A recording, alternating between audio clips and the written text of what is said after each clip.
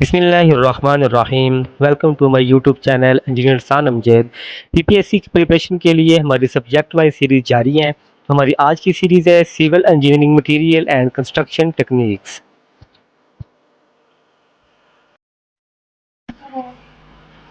Lecture number 3 है lime. तो आइए आज हम इसके कंसेप्चुअल एमसीक्यूज को सॉल्व करते हैं। क्वेश्चन नंबर 1 है lime has been used as a dash material since time immemorial. वो कह रहे हैं कि जो हमारे पास लाइम है ये ज़माना कदीम में एज ए किस मकसद के लिए यूज़ होता रहा है। Colouring, cementing, special, none of these. तो इसमें हमारे पास प्रोडक्ट ऑप्शन है बी सीमेंटिंग। सबसे स्टार्ट में जो सीमेंट है ये एज ए सीमेंट के तौर पे बाइंडिंग मटेरियल यूज़ होता रहा है। Question number 3, hydraulic lime is obtained by burning of. अब वो कह रहे हैं कि जो हाइड्रोलिक लाइम होता है ये किसके जलने पर बनता है।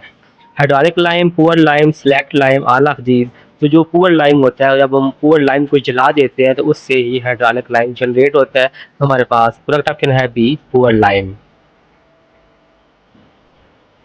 Question number 4, which lime is also known as fat, hydraulic, slaked, all of these. तो इसमें हमारे पास करेक्ट ऑप्शन है ए फैट। जो फैट होता है इसको रिच लाइम भी कहते हैं क्योंकि इससे जो हाइड्रेशन होती है जब हम इसमें पानी डालते हैं वो सबसे ज़्यादा होती है। इस वजह से इसको हम रिच लाइम कहते हैं। और रिच लाइम को ही वाइट वॉशिंग के लिए यूज़ किया जाता है। Question number 5, quick lime is also known as. अब वो कह रहा है कि जो क्विक लाइम होता है इसका एक और नाम भी है, कौन सा, फ्लैट, हाइड्रोलिक, फ्लैट, कैल्सिनेटेड। तो कैल्सिनेटेड यानी कि जले हुए चूने को क्विक लाइम भी कहते हैं। Question number 7, fat lime is obtained by burning. अब कह रहे हैं कि जो फैट लाइम होता है यानी कि जो रिच लाइम है ये किसके जलने पे बनता है। Limestone, igneous stone, sandstone, all of these. तो लाइमस्टोन को जलाने पे फैट लाइम यानी कि रिच लाइम जनरेट होता है। Question number 8, adding water to quick lime is termed as. अब वो कह रहे हैं कि जब हम चूने में पानी को मिक्स कर देते हैं, पानी को मिला देते हैं, तो पानी के मिलाने के अमल को क्या कहते हैं, Slaking, calcination, clamping, all of these.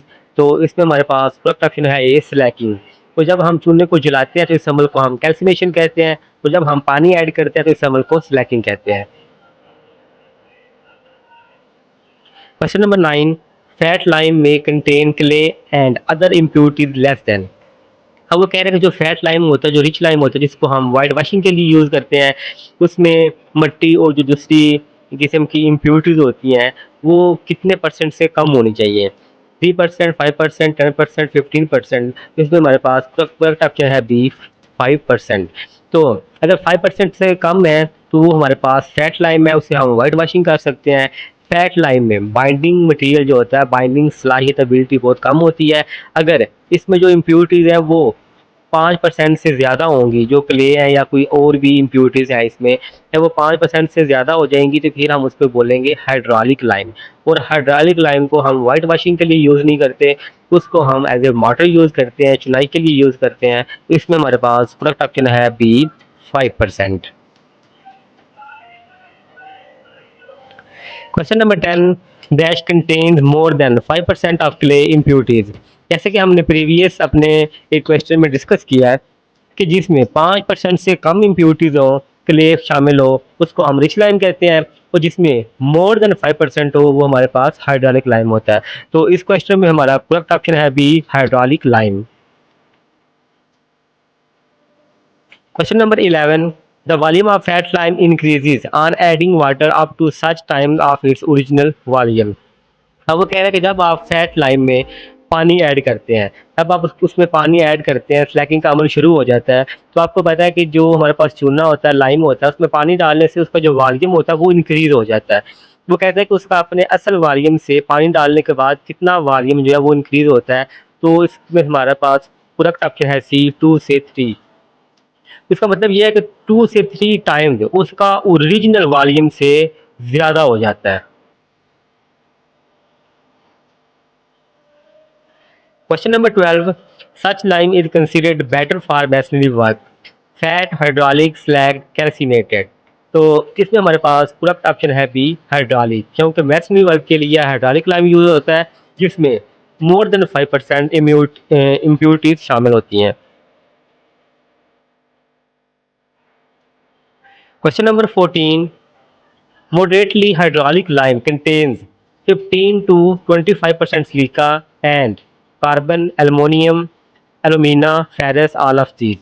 इसमें हमारे पास करेक्ट ऑप्शन है बी एलुमिना, क्योंकि जो मॉडरेटेड हाइड्रोलिक लाइम होता है उसमें 15 से 25% सिलिका भी शामिल होती है और एलुमिना भी शामिल होता है, यानी कि उसमें रेत और मिट्टी शामिल होती है जो कि 15 से 25% होती है, और ऐसे लाइम को हम मॉडरेटेड हाइड लाइम कहते हैं। Question number 15, hydraulic lime is most suitable for use in. अब वो कह रहे हैं कि जो हाइड्रोलिक लाइम है ये किधर यूज हो सकता है, foundations, roofs, flooring, all of these. तो इसमें हमारे पास करेक्ट ऑप्शन है A foundations. Question number 16, the main ingredient of lime is.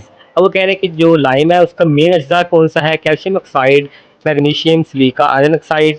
तो लाइम का जो मेन इंग्रेडिएंट होता है वो होता है कैल्शियम ऑक्साइड। इसमें हमारा करेक्ट ऑप्शन है ए कैल्शियम ऑक्साइड।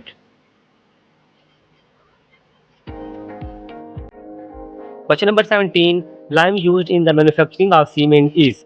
अब सीमेंट की जब मैन्युफैक्चरिंग होती है तो उस वक्त सीमेंट में कौन सा जो लाइम है वो यूज होता है, hydraulic, fat, lean, none of these. तो इसमें हमारे पास यूज होता है हाइड्रोलिक, तो हमारा करेक्ट ऑप्शन है ए हाइड्रोलिक लाइम।